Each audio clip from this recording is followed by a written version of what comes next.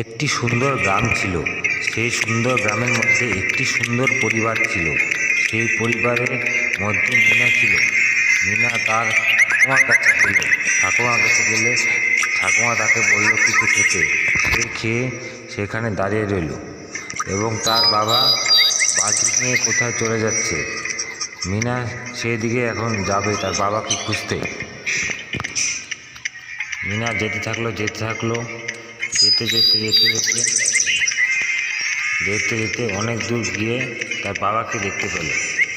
তার বাবাকে দেখতে পেয়ে সে তার বাবার কাছে গিয়ে গেল এবং সেখানে সে তার বাবা গরুর দুধ বানাচ্ছে।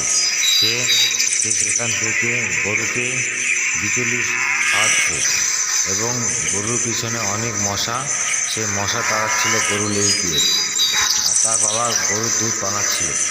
এইভাবে মিনা গরুকে খাওয়াতে থাকে।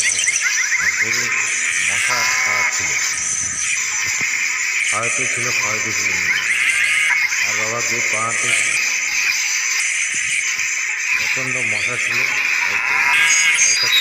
তাই মিনা খাওয়াচ্ছিল এবং গরু লেজ দিয়ে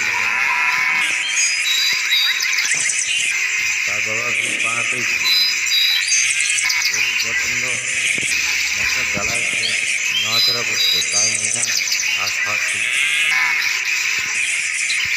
কিছুক্ষণ পর তার বাবা গরুকে শেষ হয়ে গেল।